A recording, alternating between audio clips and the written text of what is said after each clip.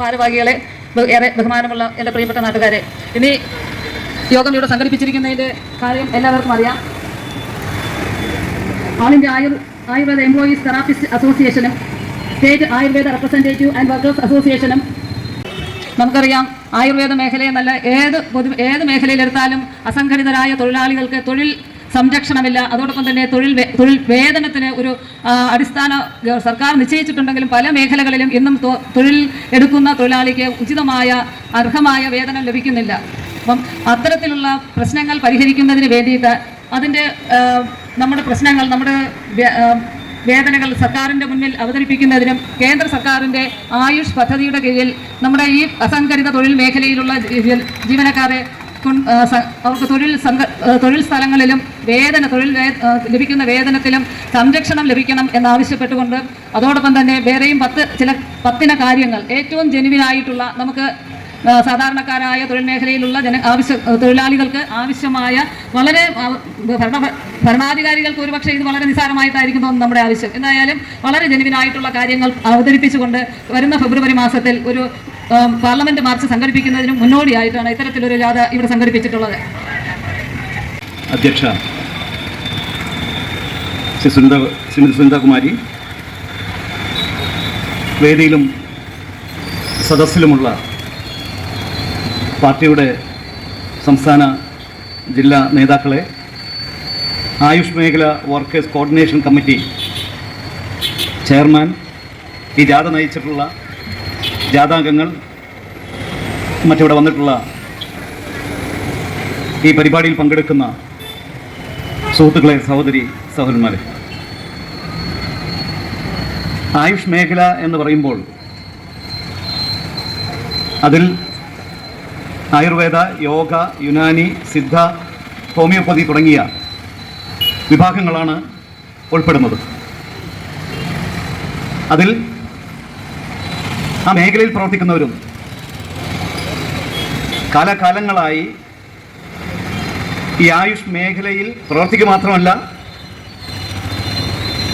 അതിൽ വളരെ ആത്മാർത്ഥമായി ചികിത്സാ സമ്പ്രദായങ്ങൾ വളർത്തിയെടുത്തുകൊണ്ട് ജനങ്ങൾക്ക് ഏറ്റവും നല്ല ചികിത്സാ രീതികൾ ഇടപെട്ടുകൊണ്ട് നൽകുന്ന ഒരു നല്ലൊരു വിഭാഗം ഇന്ന് ഇന്ത്യയിൽ മുന്നുണ്ട്, പ്രത്യേകിച്ച് കേരളത്തിൽ. ആയുർവേദം എന്ന് കേൾക്കുമ്പോൾ തന്നെ ആദ്യം മനസ്സിൽ വരിക ഇന്ത്യയിലെ കേരളത്തെക്കുറിച്ചാണ്. കാരണം അത്ര പ്രസിദ്ധമാണ്. ഞാൻ പലപ്പോഴും ഡൽഹിയിലൊക്കെ പോകുമ്പോൾ ആളുകൾ ആദ്യം കോട്ടക്കലിൻ്റെ കാര്യമാണ് ചോദിക്കുന്നത്. കോട്ടക്കൽ ഇന്ന് ഇന്ത്യയിലെന്നല്ല വിദേശ രാജ്യങ്ങൾ പോലും ആയുർവേദയിൽ ഏറ്റവും പ്രസിദ്ധമാണ്. പക്ഷേ നാം മനസ്സിലാക്കേണ്ടത് കേരളത്തിൻ്റെ സമ്പദ്ഘടനയുടെ ഒരു ഭാഗമായി ഏറ്റവും അധികം കോൺട്രിബ്യൂട്ട് ചെയ്യാൻ കഴിയുന്ന ഒരു വിഭാഗമാണ് ആയുർവേദ എന്നുള്ളത്. അതിനെ കൃത്യമായി പരിപോഷിക്കുന്നതിന് ആവശ്യമായ നടപടികൾ എടുക്കാത്തതുകൊണ്ട് മാത്രം ഇപ്പോൾ വിദേശങ്ങളിൽ നിന്നുള്ള വിദേശികൾ പോലും ഇവിടെ വരുന്നത് ആയുർവേദ ട്രീറ്റ്മെൻറ്റിന് വേണ്ടി ഇവിടെ വന്ന് ഒരു മാസത്തിലധികം താമസിച്ചുകൊണ്ട് ട്രീറ്റ്മെൻറ്റ് നടത്തി പോകുന്ന എത്രയോ ആളുകൾ എനിക്കറിയാം, പ്രത്യേകിച്ച് യൂറോപ്യൻ നാടുകളിൽ നിന്ന്. ഇന്ന് മിഡിൽ ഈസ്റ്റിനും അറേബ്യൻ രാജ്യങ്ങളിൽ കൂടി കൂടുതലായി ആളുകൾ ഈ ഒരു ട്രീറ്റ്മെൻറ്റ് ഭാഗമായിട്ട് കേരളത്തിൽ വരുന്നുണ്ട്. അപ്പോൾ കേരളത്തിന് വിദേശ നാണ്യം നേടിത്തരുന്ന ഒരു മുഖ്യ റിസോഴ്സസ് ആയ ആയുർവേദത്തെ നാം എത്രമാത്രം സീരിയസ് ആയിട്ട് കണ്ടിട്ടുണ്ട് എന്നുള്ള ചോദ്യമാണ് എനിക്കിവിടെ ഉയർത്താനുള്ളത്. ഇവിടെ എന്തുകൊണ്ടത് വളർത്താൻ കഴിയുന്നില്ല? നമ്മുടെ നാട്ടിലെ ആളുകൾക്ക് ഇന്ന് തൊഴിൽ തേടി ജനങ്ങളെല്ലാം പുറത്തു പോവുകയാണ്. +2 കഴിഞ്ഞാൽ ഗ്രാജുവേഷന് വേണ്ടി പുറത്തു പോകുന്നത് 30, 40, 50 ലക്ഷം രൂപ ചെലവാക്കി പുറം രാഷ്ട്രങ്ങളിൽ, ഉസ്ബെക്കിസ്ഥാൻ പോലെയുള്ള നാടുകളിൽ പഠിക്കാൻ പോകുന്നത് പഠിച്ചു കഴിഞ്ഞാൽ അവിടെ എന്തെങ്കിലും തൊഴിൽ കിട്ടുമെന്നുള്ളതുകൊണ്ടാണ്. കാരണം നാട്ടിൽ ഇവിടെ നിന്ന് ഗ്രാജുവേറ്റ് ചെയ്താൽ പോലും ഇവിടെ തൊഴിൽ കിട്ടാൻ സാധ്യതകളില്ല. അപ്പോൾ വിദ്യാർത്ഥിയായി പുറത്തു പോയി കഴിഞ്ഞാൽ അവിടെ പഠിച്ച് പിന്നീട് അവിടുത്തെ റെസിഡൻസ് കിട്ടിക്കൊണ്ട് അവിടെ നിൽക്കാൻ കഴിയുമ്പോൾ തൊഴിലുള്ള സാധ്യതകൾ അന്വേഷിച്ചുകൊണ്ട് പോവുകയാണ്. പക്ഷേ അതിൽ എത്രമാത്രം ആളുകൾക്ക് തൊഴിൽ ലഭിക്കുമെന്ന് നാം നോക്കേണ്ടത്. ഗ്രാജുവേറ്റ് കൊണ്ട് മാത്രം ഇന്ന് തൊഴിൽ സാധ്യതകളുണ്ടോ? അന്യസംസ്ഥാന തൊഴിലാളികൾ, നാം ഇന്ന് അതിഥി തൊഴിലാളികൾ എന്ന് വിളിക്കുന്ന ആളുകൾ, ഒഫീഷ്യൽ കണക്ക് പ്രകാരം 25 ലക്ഷം ആളുകളാണ് കേരളത്തിൽ പണിയെടുക്കുന്നത് എന്നാണ് പറയുന്നത്. എന്നാൽ ഒഫീഷ്യൽ കണക്ക് എന്ന് പറയുമ്പോൾ കേരളത്തിൽ രജിസ്റ്റർ ചെയ്ത് പെർമിറ്റ് എടുത്ത ആളുകൾ മാത്രമാണ് ഒഫീഷ്യൽ എന്ന് പറയുന്നത് 25 ലക്ഷം. എന്നാൽ ഇതിൽ രജിസ്റ്റർ ചെയ്യാത്ത ഒട്ടനവധി ആളുകളുണ്ട്. ഒരുപക്ഷെ ഇതിൻ്റെ ഇരട്ടി, മടങ്ങ് ജനങ്ങൾ കേരളത്തിൽ വന്ന് തൊഴിലെടുക്കുന്നുണ്ട്. പക്ഷേ ആ തൊഴിലെടുക്കുന്നവരുടെ വരുമാനത്തിന്റെ 10% മാത്രമാണ് ഇവിടെ ചെലവഴിക്കുന്നത്. 90% അവർ ഒരു നാട്ടിലേക്ക് കൊണ്ടുവന്നത്. അത് കേരളത്തിന്റെ സമ്പദ് വ്യവസ്ഥയെ പോലും തകിടം മറിക്കുന്നു എന്ന് നാം മനസ്സിലാക്കേണ്ടതുണ്ട്. കാരണം അതിൽ പറയുന്നത് നമ്മുടെ നാട്ടിലെ ആളുകൾക്ക് തൊഴിൽ ചെയ്യുന്നതിന് മടിയാണെന്നാണ്. അതല്ല, സംരക്ഷണമാണ് ഇവിടെ ആവശ്യം. ഏത് തൊഴിൽ മേഖലയായാലും അവർക്ക് എന്തുമാത്രം സംരക്ഷണം കിട്ടുന്നുണ്ട്. ഇന്ന് കോർപ്പറേറ്റ് ഇതിലേക്ക് നാടിന്റെ സമ്പദ് വ്യവസ്ഥയെ കൊണ്ടുപോകുമ്പോൾ ഇവിടെ പ്രൈവറ്റൈസേഷൻ വരുന്നു. ഗ്ലോബലൈസേഷൻ ശേഷം വന്നിട്ടുള്ള ഒരു പ്രശ്നം അതാണ്. അപ്പൊ അതുകൊണ്ട് തന്നെ ജനങ്ങൾക്ക് അവരുടെ തൊഴിലിടത്തിൽ സംരക്ഷണം ലഭിക്കാത്ത ഒരവസ്ഥ വരുമ്പോൾ ഇത്തരത്തിൽ പ്രൈവറ്റൈസേഷൻ വരുന്നതുകൊണ്ട് ഇവിടെ ജനങ്ങൾ അതുപോലെ ജോലിക്ക് നിൽക്കാതെ അവർ പുറം നാടുകളിലേക്ക് പോകേണ്ട ഒരു അവസ്ഥ ഇവിടെ വരികയാണ്. ആയുഷ് മേഖലയിലും അത് തന്നെയാണ് പ്രശ്നം. സത്യത്തിൽ ആയുഷ് മേഖല കേരളത്തിന് ഏറ്റവും നന്നായി വരുമാനം ഉണ്ടാക്കാൻ കഴിയുന്ന, അതുപോലെ തന്നെ വിദേശ നാണ്യം നേടിത്തരാൻ കഴിയുന്ന ഏറ്റവും നല്ലൊരു മേഖലയെ നാം അവഗണിച്ചുകൊണ്ട് മുന്നോട്ട് പോവുകയാണ്. ഇന്ന് ആ മേഖല പ്രൊട്ടക്റ്റഡ് അല്ല. അതുകൊണ്ട് മാത്രമാണ് അവർ ദേശീയ തലത്തിൽ ശ്രദ്ധ ആകർഷിക്കുന്നതിന് വേണ്ടി കേന്ദ്ര സർക്കാരിന് മുന്നിൽ ഇതിന്റെ നിവേദനം നൽകുന്നതിന്റെ ഭാഗമായിട്ടാണ് ഇന്ന് കാസർഗോഡ് നിന്നും തിരുവനന്തപുരം വരെ ഒരു ജാഥ നയിച്ചുകൊണ്ട് ഈ മേഖലയിലെ ആളുകളെ കൂട്ടിപ്പിടിച്ചുകൊണ്ട് ജനങ്ങളെ പ്രശ്നങ്ങൾ മനസ്സിലാക്കിക്കൊണ്ട് ഏറ്റവും അടുത്ത ദിനങ്ങളിൽ ഡൽഹിയിലേക്ക് മാർച്ച് നടത്തി അവിടെ കേന്ദ്ര സർക്കാർ നിവേദനം നൽകുന്നതിന് വേണ്ടിയാണ് ഇത് സംഘടിപ്പിച്ചിട്ടുള്ളത്. നമുക്കിവിടെ പച്ചമരുന്ന് ശേഖരണ വിതരണ സംഭരണക്കാർ എന്ന് പറയുമ്പോൾ നമ്മുടെ കിഴക്കൻ മേഖലകളിലുള്ള വനങ്ങളിൽ വനസമ്പത്ത് ഇത്തരം ഇതിനു വേണ്ടി ഉപയോഗിക്കാവുന്നതാണ്. മറ്റൊന്ന്, എത്ര വർഷങ്ങളായി എൻ്റെ ഓർമ്മ ശരിയെങ്കിൽ 2005 മൂന്നാറിൽ ഞാൻ സെൻട്രൽ ഗവൺമെന്റ് ഒരു സ്കീം കൊണ്ടുവന്നുകൊണ്ട് എനിക്ക് ഏതാണ്ട് 10-15 ലക്ഷം രൂപ ലഭിച്ചുകൊണ്ട് 100-ലധികം ഇന്ന് കേരളത്തിൽ ലഭ്യമല്ലാത്ത ആയുർവേദ മരുന്നുകളുടെ ശേഖരം കൊണ്ടുവന്നിട്ട് വളർത്തി അത് പല കമ്പനികൾക്കായി കൊടുത്ത് ഒരു ചരിത്രം എനിക്കുണ്ട്, വളരെ വ്യക്തമായിട്ട് അറിയാം. പക്ഷേ കേരള സർക്കാർ അതിനു വേണ്ടി എത്രമാത്രം ആത്മാർത്ഥയോടെ ഇങ്ങനെ സമാപന സമ്മേളനം ഔപചാരികമായി ഉദ്ഘാടനം ചെയ്ത NCPയുടെ ദേശീയ general secretary Shri NA Muhammad Kutty, ഈ ജാഥയുടെ ക്യാപ്റ്റൻ പ്രിയപ്പെട്ട കല്ലറ മോഹൻദാസ്, വൈസ് ക്യാപ്റ്റൻ ശ്രീ ഷാജൻ കാവിഡ്, പ്രിയപ്പെട്ട കുളത്തൂർ മധു, പ്രിയമുള്ള സുഹൃത്തുക്കളെ, ഈ ജാഥയിൽ അംഗങ്ങളായി ഇക്കഴിഞ്ഞ 5-ാം തീയതി പ്രിയങ്കരനായ MD ശ്രീ ഉണ്ണിത്താൻ ഉദ്ഘാടനം ചെയ്ത് ഇവിടെ എത്തുന്നവരെ ഈ ജാഥയോടൊപ്പം ഉണ്ടായിരുന്ന ജാഥ അംഗങ്ങൾ, പ്രിയമുള്ള സുഹൃത്തുക്കളെ, സഖാക്കളെ, സഹപ്രവർത്തകരെ, ഗുരുജനങ്ങളെ, വളരെയേറെ കാലികമായ ഒരു വിഷയമാണ് കേരളത്തിൽ അന്യം വന്നുകൊണ്ടിരിക്കുന്ന ആയുർവേദ രംഗത്തെ സംരക്ഷിക്കുന്നതിന് വേണ്ടിയിട്ടുള്ള ഒരു വലിയ പോരാട്ടം.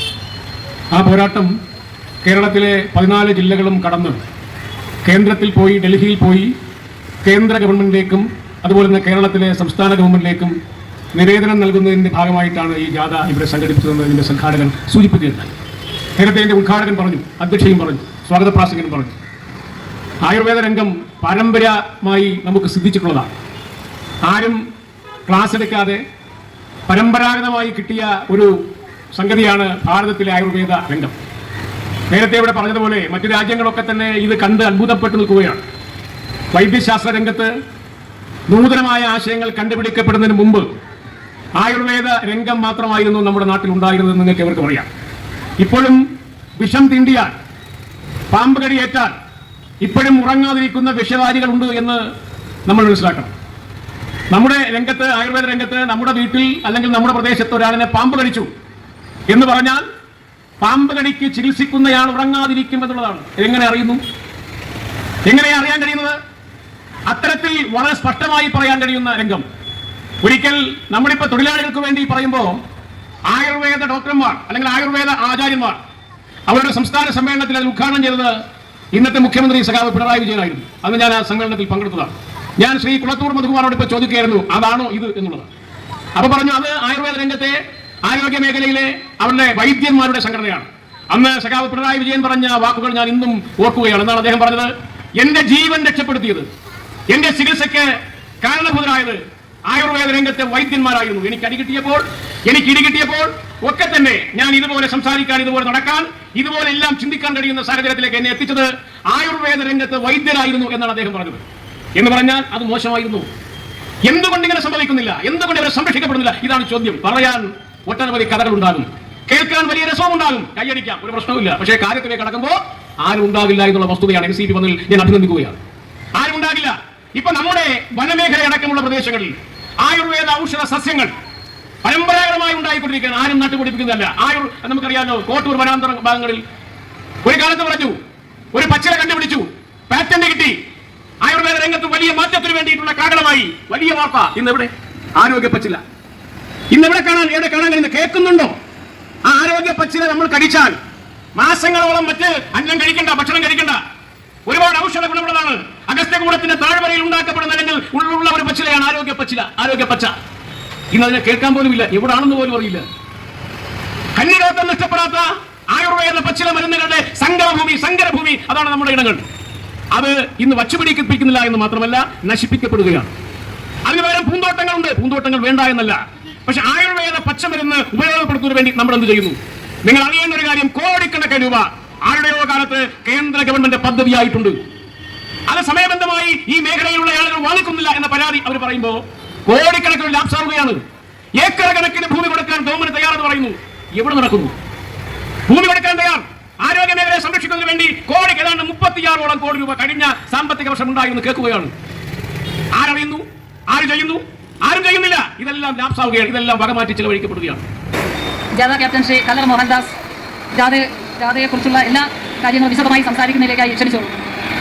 ബഹുമാനപ്പെട്ട അധ്യക്ഷൻ, പ്രിയങ്കരനായ ഉദ്ഘാടകൻ, വേദിയിലും സദസ്സിലും ഇരിക്കുന്ന പ്രിയമുള്ളവരെ, സഹോദരന്മാരെ, സുഹൃത്തുക്കളെ,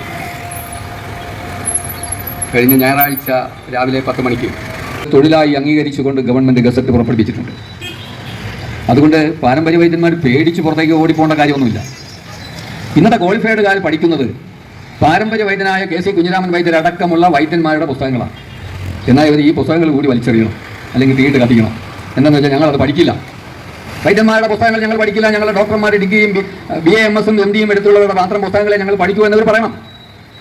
ഇപ്പം പുച്ഛത്തോടു കൂടി കാണുക മാത്രമല്ല, സർട്ടിഫിക്കറ്റ് വിറ്റ് കാശാക്കുന്ന ഒരു അവസ്ഥ കൂടിയുണ്ട്. ഇവിടെ ആയുർവേദ ഡോക്ടർമാർ ആരെങ്കിലും കൊണ്ട് കേൾക്കുന്നുണ്ടെങ്കിൽ അവരെ മനസ്സിലാക്കാൻ വേണ്ടി പറയുകയാണ്. പാരമ്പര്യ വൈദ്യന് എച്ചാപ്പിച്ചാൽ കിട്ടുന്ന ചികിത്സ കൊണ്ട് കിട്ടുന്നതിടത്ത് ഒരു സർട്ടിഫിക്കറ്റ് തൂക്കിയിട്ട് 5000-ഉം 10,000-ഉം മേടിക്കുന്ന മഹാവില്ലന്മാർ ഇന്ന് കേരളത്തിലുണ്ട്. നമ്മൾ ആക്ഷേപിക്കില്ല, നമ്മൾ ആരെയും ആക്ഷേപിക്കാൻ തയ്യാറില്ല. പക്ഷേ ചികിത്സിക്കുന്നത് പാരമ്പര്യ വൈദ്യനാണ്. ഏത് ഡോക്ടറെയും ആശുപത്രിയിലേക്ക് കയറി ചെല്ലുമ്പോൾ നിങ്ങളൊരു ബോർഡ് നോക്കിക്കൊള്ളണം. പാരമ്പര്യ ചികിത്സ എന്ന് പറഞ്ഞൊരു വേർഡ് കൂടി അതിനകത്തുണ്ടാകും. ഇല്ലെങ്കിൽ ചൊറിയും കുത്തിയിരിക്കാനേ പറ്റും, ഒരു പണി നടക്കില്ല. അപ്പോൾ അങ്ങനെ ഒരു വേർഡും കൂടെ ഉപയോഗിച്ചുകൊണ്ട് ആണ് ഈ ചികിത്സ നടത്തിപ്പോരുന്നത്. അപ്പോൾ കേരളത്തിൽ ഏകദേശം 30,000-ൽ പരം വരുന്ന തനതായ പാരമ്പര്യ വൈദ്യന്മാരുണ്ട്. അവരെ കണ്ണീര്, അവരെ ബുദ്ധിമുട്ട്, അവരുടെ പ്രയാസം, പല കോടതി വിധികളും സുപ്രീം കോടതി വിധികളും മെഡിക്കൽ ബില്ല് പാസ്സായതോടും കൂടി അവർ വളരെ നിർജീവമായി മൂലകളിൽ ഒതുങ്ങിയിരിക്കുകയാണ്. ഇത് രാജ്യത്തിന് ആപത്താണ്. ഇവിടെ പലരും പറഞ്ഞു, സംസാരിച്ച കൂട്ടത്തിൽ പറഞ്ഞു, പാരമ്പര്യത്തെക്കുറിച്ചും ആയുർവേദത്തെക്കുറിച്ചും ഒക്കെ നമ്മൾ പറഞ്ഞു. ഈ പാരമ്പര്യം പറഞ്ഞുകൊണ്ട് ഈ രാജ്യത്ത് മുഴുവനും നീട്ടിപ്പോകണം എന്ന് നമുക്ക് ആഗ്രഹമില്ല. പുതിയ നിയമസംഹിത നിലവിൽ വന്നതോടുകൂടി ഈ ഒരു തലമുറയ്ക്ക് കൂടി അവരെ കണ്ണീര് ഒപ്പാൻ എന്നും ഞങ്ങൾ കോർഡിനേഷൻ കൂടെ ഉണ്ടാവും. അതിൽ ഏതറ്റം പോകേണ്ടി വന്നാലും ഞങ്ങൾ അതുവരെ പോയി സമരമുഖത്ത് അവരെ കൂടി ഇറക്കിക്കൊണ്ട് ഇവിടെ ഒരു വിപ്ലവം സൃഷ്ടിക്കാൻ തന്നെ ഞങ്ങൾ തയ്യാറായിരിക്കുകയാണ്. അതിനുവേണ്ടി കേരള സർക്കാർ മെഡിക്കൽ ബില്ല് പോലെ തന്നെ ഇതുപോലെ തന്നെ മറ്റൊരു വിഭാഗമുണ്ട്. ആയുർവേദത്തിൽ തെറാപ്പിസ്റ്റുകൾ, ഫാർമസിസ്റ്റുകൾ, നഴ്സുമാർ, ഇവരും പ്രായോഗിക പരിജ്ഞാനമുള്ള ഒട്ടനവധി പേരുണ്ട്. കോഴ്സൊക്കെ തുടങ്ങിയത് അപ്ഡേറ്റ് ചെയ്തൊക്കെ ഇപ്പോഴല്ലേ യൂണിവേഴ്സിറ്റി. അപ്പോൾ 2014 മൻമോഹൻ സിംഗ് ആണത് ആയുഷ് വകുപ്പ് കൊണ്ടുവന്നെങ്കിൽ 2015 ഇവിടെ കേരളത്തിൽ ഉമ്മൻചാണ്ടി ഗവൺമെൻറ് ആയുഷ് ഡിപ്പാർട്ട്മെൻറ്റ് ഉണ്ടാക്കി. വർഷം അത്രയായി, അതിലെ തൊഴിലാളികളെ ഇതുവരെ അംഗീകരിച്ചിട്ടില്ല. ഇത്ര വലിയ അപരാധം ഞങ്ങൾ എന്താ ചെയ്ത്? മറ്റേത് മേഖലയും എടുത്ത് നോക്കൂ, എല്ലായിടത്തും ട്രേഡ് യൂണിയനുണ്ട്, അല്ലെങ്കിൽ മറ്റു സംഘടനകളും കാര്യങ്ങളും ഒക്കെ ഉണ്ട്. അവരെല്ലാം അവരുടെ അവകാശങ്ങൾ പിടിച്ചു വാങ്ങുന്നു. അസംഘടിത മേഖലയായതുകൊണ്ട് ഈ മേഖലയെ ചവിട്ടി അരയ്ക്കുന്ന ഒരു സമീപനമാണ് സ്വീകരിച്ചു പോരുന്നത്. അതിന് ഞങ്ങൾ വിട്ടുകൊടുക്കില്ല. അതിനെതിരെ ഞങ്ങൾ പോരാടും, മരണം വരെ പോരാടും. അതാണ് ഞങ്ങളുടെ ലക്ഷ്യം. അപ്പോൾ അങ്ങനെയുള്ള പാരമ്പര്യ വൈദ്യന്മാരെ സംരക്ഷിക്കുന്നതിന് വേണ്ടി സർക്കാർ മെഡിക്കൽ ബോർഡ് പോലെ തന്നെ ഒരു പ്രത്യേക കൗൺസിൽ രൂപീകരിക്കണം എന്നുള്ളതാണ് ഞങ്ങളുടെ പ്രധാനമായ ഒരു ആവശ്യം. മറ്റൊന്ന്, നമ്മൾ ഈ പച്ചമരുന്നുകളെക്കുറിച്ച് അറിഞ്ഞൂടാത്തവരാരുമില്ല. കർക്കിടക മാസം വന്നാൽ ഔഷധക്കഞ്ഞി വീടുകളിലുള്ള ചുറ്റിനുമുള്ള നമ്മുടെ അവുക്കുഞ്ഞാതും എല്ലാം കൂടെ പറിച്ച് ഇടിച്ച് പിഴിഞ്ഞാണ് നമ്മൾ കഞ്ഞി വെച്ച് കുടിക്കുന്നത്. പക്ഷേ ഔഷധക്കഞ്ഞി ഞങ്ങളുടെ എറണാകുളത്തൊക്കെ വന്നാൽ ഇപ്പോഴത്തെ സ്ഥിതി, ഒരു ഗ്ലാസിന് 500 രൂപ വരെ വിലയുണ്ട്. പാശ്ചാത്യർ ഇത് വാങ്ങിച്ച് കഴിക്കുന്നു. ഇതുകൂടി നമ്മൾ മനസ്സിലാക്കണം. ഇവിടെ യാതൊരു വിലയും നമുക്കില്ല നമ്മുടെ മരുന്നിന്. പക്ഷേ ഇതര രാജ്യങ്ങളിൽ നിന്ന്, പാശ്ചാത്യ രാജ്യങ്ങളിൽ നിന്ന് വരുന്നവർ, ചികിത്സാർത്ഥം വരുന്നവർ ഒരു ഗ്ലാസ്സിന്, ചെറിയ ഗ്ലാസ്സിന് 500 രൂപ വരെ വെച്ച് മേടിച്ച് ഔഷധക്കഞ്ഞി കുടിക്കുന്നുണ്ട്. പക്ഷേ അതിനുള്ള മരുന്ന് എവിടെ നിന്നുണ്ടാവുന്നു? അതാണ് വിഷയം. ഇന്ന് നാട്ടിൻപുറങ്ങളിൽ ആരെയും നമ്മൾ ആക്ഷേപിക്കാൻ പറയില്ല. തൊഴിലുറപ്പ് വന്നതോടുകൂടി എല്ലാം വെട്ടി ക്ലീനാക്കി പോകുന്നതുകൊണ്ട് നമ്മുടെ പച്ചമരുന്നുകളൊന്നും കാണാനില്ല. ഏത് മരുന്നാണ് ഉള്ളത്? നമ്മുടെ കൃഷിയിടത്തിൻ്റെ പാടങ്ങളുടെ സൈഡിലൊക്കെ ഉണ്ടായിരുന്ന എന്തെല്ലാം മരുന്നുകളുണ്ടായിരുന്നു, കൈഞ്ഞി അടക്കം, ഒന്നും കാണാനില്ല. അപ്പോൾ ഈ മരുന്നുകളെ അന്യം നശിച്ചുകൊണ്ടിരിക്കുകയാണ്. ഈ നശിച്ചുകൊണ്ടിരിക്കുന്ന അല്ലെങ്കിൽ ഇല്ലാതെ വന്നുകൊണ്ടിരിക്കുന്ന ഈ മരുന്നുകളെ സംബന്ധിച്ച് നമുക്കിവിടെ ഒരു ബോർഡുണ്ട്, ഔഷധ സസ്യ ബോർഡ്, 2005 രൂപീകൃതമായതാണ്. എല്ലാ സംസ്ഥാനങ്ങളിലും ഉണ്ട്, കേരളത്തിലുണ്ട്. തൃശ്ശൂരാണ്, ഔഷധിയുമായി ചേർന്നാണ് അതിൻ്റെ പ്രവർത്തനം. ഈ ഔഷധ സസ്യ ബോർഡ് ജനകീയവൽക്കരിക്കണമെന്ന് പറഞ്ഞാൽ നമ്മുടെ പഞ്ചായത്ത് അടിസ്ഥാനത്തിൽ ഇതിൻ്റെ പ്രവർത്തനം കാര്യക്ഷമമാക്കണം. പഞ്ചായത്ത് അടിസ്ഥാനത്തിൽ തന്നെ രൂപരേഖയുണ്ടാക്കി നമ്മുടെ സൊസൈറ്റികൾ വഴിയൊക്കെ ഇതിൻ്റെ സംവിധാനമുണ്ടാക്കി എല്ലാവർക്കും കിട്ടുന്നതിന്, അത് കൃഷി ചെയ്യുന്നതിന്, സബ്സിഡി കിട്ടുന്നതിന് വേണ്ടിയുള്ള ലളിതമായ നടപടികൾ ഔഷധ സസ്യ ബോർഡ് സ്വീകരിക്കണമെന്നുള്ളതാണ് ഞങ്ങളുടെ മറ്റൊരു പ്രധാന ആവശ്യം. അതുപോലെ തന്നെ തൊഴിലാളികൾ എന്ന് പറഞ്ഞാൽ കണ്ണിൽ എണ്ണ ഒഴിച്ചാണ് ഈ മരുന്നുണ്ടാക്കിയെടുക്കുന്നത്. ഡോക്ടർമാർ ചികിത്സിക്കുന്നേ ഉള്ളൂ, വൈദ്യന്മാരാണ് ഈ മരുന്നുണ്ടാക്കിയാണ് ചികിത്സിക്കുന്നത്. ഒരു എണ്ണ ഒരു ദിവസം ഒന്ന് കണ്ണ് വെട്ടി പോയാൽ പിന്നെ എണ്ണ ഉപയോഗിക്കാൻ കൊള്ളില്ല. അത്ര കണ്ണിലെ സൂക്ഷ്മമണി പോലെ ഉണ്ടാക്കിയെടുക്കുന്നതാണ്. ആ പ്രവൃത്തി ചെയ്യുന്നവർ മാത്രമല്ല, കേരളത്തിലെ ഈ വനപാലകരുടെ ഇഷ്ടാനിഷ്ടങ്ങൾക്ക് നിന്ന് കൊടുത്തു വരെ പച്ചമരുന്നുകൾ ശേഖരിച്ച് വനങ്ങളിൽ നിന്ന് കൊണ്ടുവരുന്ന നമ്മുടെ പാവപ്പെട്ട പച്ചമരുന്ന് ശേഖരണക്കാരും വിതരണക്കാരും ഇടത്തരം കൃഷിക്കാരും അടക്കമുള്ളവർക്ക് സംരക്ഷണം കൂടി ഗവൺമെന്റിന്റെ ഭാഗത്ത് നിന്നുണ്ടാകണം എന്നുള്ളതാണ് ഞങ്ങളുടെ മറ്റൊരു ആവശ്യം. അതുപോലെ തന്നെ മിനിമം വേജസ് ഒക്കെ എല്ലാ 5 വർഷം കൂടുമ്പോഴും 3 വർഷം കൂടുമ്പോഴും ഒക്കെ ചർച്ച ചെയ്ത് പ്രഖ്യാപിക്കും. ഇത്തവണയും കഴിഞ്ഞ 6 മാസം മുമ്പ് ചർച്ച ചെയ്തു, ഞങ്ങളൊക്കെ പങ്കെടുത്തിരുന്നു. ഞങ്ങളുടെ അഭിപ്രായങ്ങളൊക്കെ രേഖപ്പെടുത്തി ബോർഡൊക്കെ തലകുലുക്കി കേട്ട് കൊണ്ടുപോയി അവർക്ക് ഇഷ്ടമായ ഒരു രൂപരേഖ ഉണ്ടാക്കി പ്രഖ്യാപിച്ചു.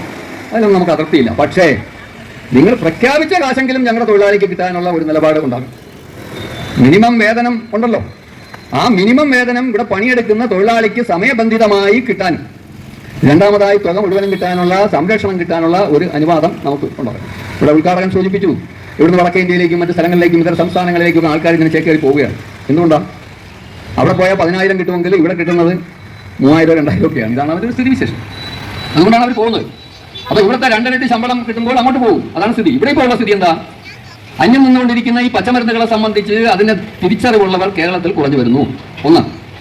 2, ഒരാളുടെ അടുത്ത് ഈ പച്ചമരുന്ന് കൊണ്ടു കൊടുത്താൽ ഇന്നതാണെന്ന് തിരിച്ചറിയാൻ കമ്പനികൾക്കോ അല്ലെങ്കിൽ മറ്റുള്ളവർക്കോ കഴിയാത്ത ഒരു സാഹചര്യം നിലവിലുണ്ട്. കുറുന്തോട്ടിക്ക് വരെ ഓരോ വീട്ടിൽ കെട്ടിക്കൊണ്ട് കൊടുത്താൽ ഇതേ കുറുന്തോട്ടി എന്ന് പറഞ്ഞ് ഉപയോഗിക്കുന്നവരാണ് അനുഭവം. അതാണ് വിശേഷം. അപ്പോൾ ഉള്ളവരെയെങ്കിലും ചേർത്ത് പിടിച്ചുകൊണ്ട് അവരെ സംരക്ഷിക്കുന്നതിന് വേണ്ടിയുള്ള ഒരു നടപടി അടിയന്തരമായി ഉണ്ടാകണം എന്നുള്ളതാണ് ഞങ്ങളുടെ മുഖ്യ ഒരു ആവശ്യം. ഈ തെറാപ്പിസ്റ്റുകൾക്ക് ഇപ്പോൾ അമേരിക്കയിൽ നമ്മുടെ പ്രസിഡന്റിനെ വരെ ചികിത്സിക്കുന്ന തെറാപ്പിസ്റ്റുകളുണ്ട്. ലോകത്തിൻ്റെ എല്ലാ ഭാഗങ്ങളിലും നമ്മുടെ തെറാപ്പിസ്റ്റുകൾ പോയി ചികിത്സിക്കുന്നുണ്ട്. അവരുടെ പല സുഹൃത്തുക്കളോട് ഞാൻ അവർ വരുമ്പോൾ അവരുടെ അഭിപ്രായങ്ങളൊക്കെ ചോദിക്കും. അപ്പോൾ അവരുടെ കാലം അവിടെയാണ്, അവിടെ പോയത് തന്നെ നല്ല വല്ല ടിപ്പം കിട്ടും, നല്ല കാശും കിട്ടും, അങ്ങനെയാണ് പോകുന്നത്. പക്ഷേ ഇവിടെ ഒരു മിനിമം വേതനമൊക്കെ വെച്ചിട്ടുണ്ട്. ആ മിനിമം വേതനം ഒന്ന് വെട്ടിക്കുറച്ചു. ആ വെട്ടിക്കുറച്ച മിനിമം വേതനം പുനഃസ്ഥാപിക്കണം എന്നുള്ളതാണ് ഞങ്ങളുടെ മറ്റൊരു ആവശ്യം. അതുപോലെ തന്നെ ഇന്റർ സ്റ്റേറ്റ് മൈഗ്രേറ്റ് വർക്ക്മെൻസ് ആക്ട് നടപ്പാക്കണം. ഇതിനെല്ലാം ഉപരി അസംഘടിത ക്ഷേമനിധിയിലും ഞങ്ങളുമുണ്ട്, ആയുർവേദക്കാരും ഈ ആയുഷ്കാരെല്ലാം ഉണ്ട്. ഞങ്ങളുടെ വയോവൃദ്ധരായവർക്കും ചികിത്സിക്കാൻ നിവൃത്തിയില്ലാതെ ഉള്ള വലിയ മാരകമായ രോഗങ്ങളൊക്കെ ബാധിച്ച് കിടക്കുന്ന കുറച്ച് ആൾക്കാരുണ്ട്. ഇവർക്ക് ഈ ക്ഷേമനിധി ഒന്നും ചെയ്യുന്നില്ല.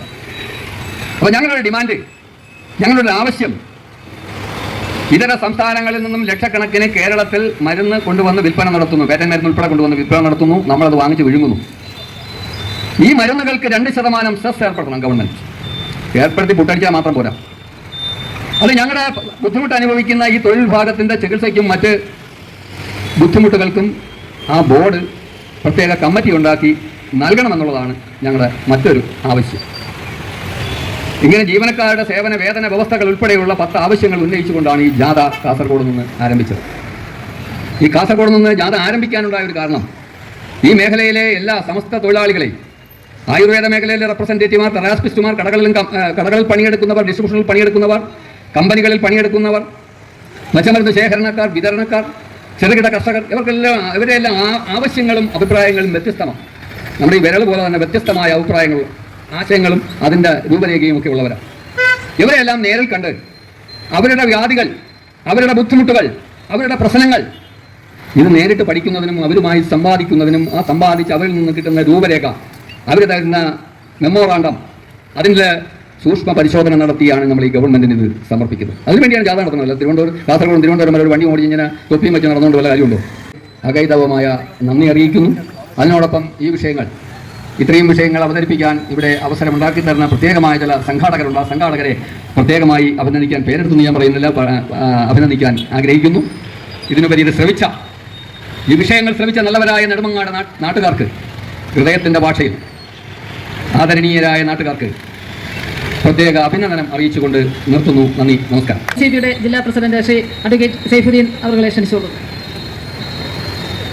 അധ്യക്ഷ, NCPയുടെ സംസ്ഥാന നിർവാഹക സമിതി അംഗം ശ്രീമതി സുനിതകുമാരി, ഈ യോഗം ഉദ്ഘാടനം ചെയ്ത പാർട്ടിയുടെ സംസ്ഥാന അധ്യക്ഷനും അഖിലേന്ത്യാ ജനറൽ സെക്രട്ടറിയുമായ ശ്രീ NA മുഹമ്മദ് കുട്ടി സാർ, ഈ ജാഥയുടെ ക്യാപ്റ്റൻ ശ്രീ കല്ലറ മോഹൻദാസ്, ശ്രീ കുളത്തൂർ മധുകുമാർ, ഈ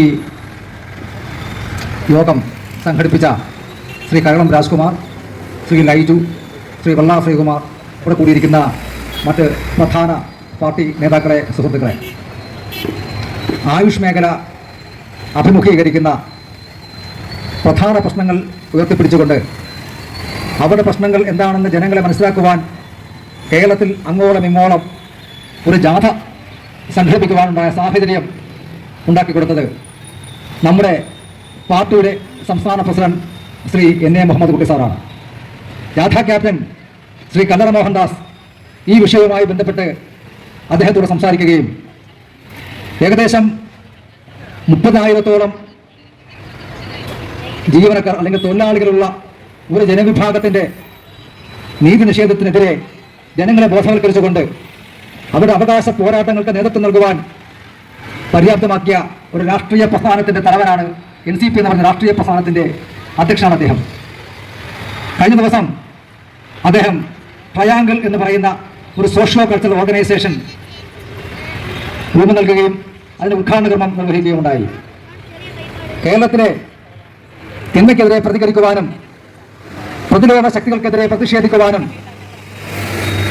സമൂഹത്തിൽ നന്മ ഉയർത്തിപ്പിടിക്കുന്ന ജനതയുടെ ശബ്ദം മുഴങ്ങിക്കേൾക്കുവാനും ട്രയാങ്കിളുടെ ഈ നാട്ടിനെ മാറ്റിമറിക്കുവാനുമുള്ള ഉദ്യമത്തിൻ്റെ ഭാഗമായിട്ടാണ് അങ്ങനെ ഒരു സോഷ്യോ കൾച്ചറൽ ഓർഗനൈസേഷൻ NCPയുടെ പിന്നിൽ നിന്നുകൊണ്ട് അദ്ദേഹം ഉദ്ഘാടന കർമ്മത്തിന് വേണ്ടിയുള്ള ആസൂത്രണ പരിപാടികൾ നിർവഹിച്ചത്.